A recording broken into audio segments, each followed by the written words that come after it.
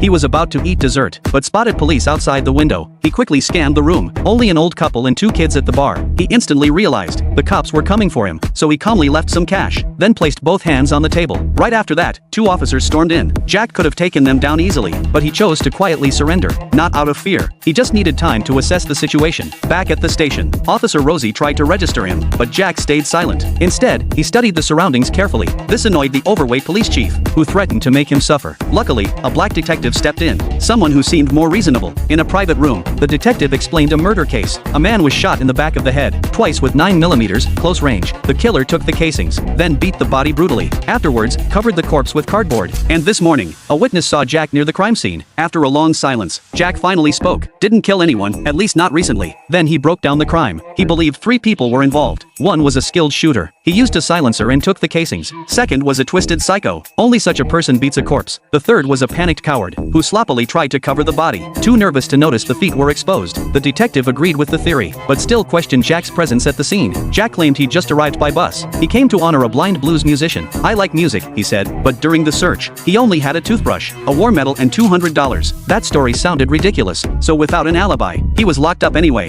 Fortunately, a phone number was found in the victim's shoe. If the owner knew the truth, Jack might be cleared. Soon, they tracked the number. It belonged to a banker named Paul. At first, Paul denied knowing anything, but then saw a black car outside. His face turned pale. Before hearing the full case, he suddenly confessed, I did it, I killed a guy. He rushed to take the blame, even interrupted the Miranda rights, clearly eager to get arrested. The detective smelled something fishy, so he tried baiting Paul, claimed he used a shotgun and burned the body. Paul agreed instantly. That confirmed he was lying. Still, if Paul wanted jail, they gladly helped him get there. With a new suspect in custody, the detective moved to release Jack, but Jack refused to leave. Not until the zip ties were off. They're uncomfortable, and I'm innocent, he said. The detective gave in, told the officer to grab a knife, but Jack stopped her. With one flex, he snapped the cuffs himself, then confidently walked out of the station. He wanted to leave this unlucky town, but the detective stopped him again. Paul's confession didn't prove Jack was clean. Maybe they were working together. Jack was furious. He pointed out. Officer Stevens stared at Paul for over 2 seconds. Clearly, there was a secret. Why wasn't that being investigated? The detective didn't back down, so Jack hit back with sharp observations. You're around 40, spent 20 years in Boston PD for the pension. Now you wear a southern suit. You look like Black Sherlock Holmes. No woman helps you dress, either widowed or divorced. Divorce seems more likely, but you still wear the ring. You play with it often, still hoping to get back with her.